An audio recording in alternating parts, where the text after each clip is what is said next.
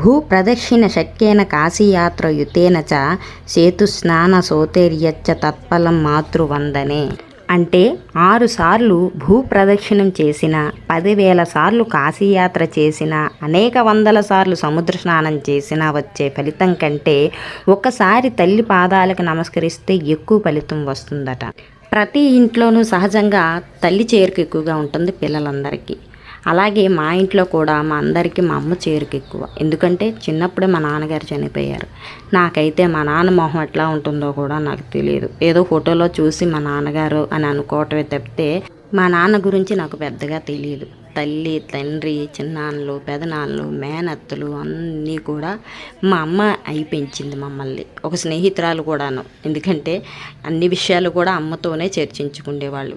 ఎక్కడికి వెళ్ళనిచ్చేది కాదు. ఆడపిల్ల ఎలా ఉంటే, ఎంత జాగ్రత్తగా ఉంటే మంచిదో ప్రతిదీ కూడా మాకు మంచిగానే చెప్పేది మా అమ్మ. అంతగా గొప్పగా పెంచుకొచ్చిన ఆ తల్లికి ఎన్ని వేల సార్లు నమస్కరించినా సరే తక్కువే. ఆవిడికి ఎంత సేవ చేసినా సరే తక్కువే అంటాను నేనైతే. చిన్న వయసులోనే భర్త చనిపోతే 4 పిల్లల ఆలనా పాలన కోసం తన సంతోషాలను ఎన్నో చంపేసుకుంది ఆవిడే. నా పిల్లల కోసం నేను బ్రతికితే చాలని చెప్పి సుఖాలన్నీ కూడా త్యజించి మా కోసమే బ్రతికింది ఆవిడ.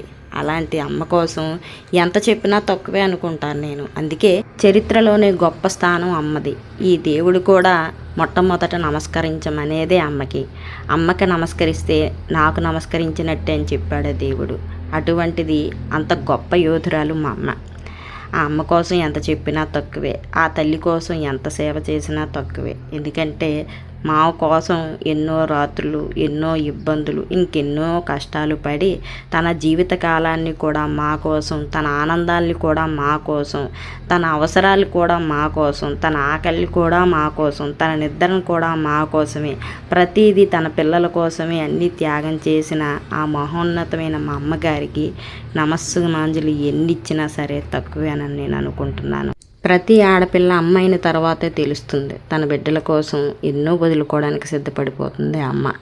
అలాగే మా అమ్మ కూడా, ప్రతి అమ్మ కూడా అంతే. తన బిడ్డల కోసం ఎన్నో వదులుకుంటుంది. త్యాగశీల అమ్మ.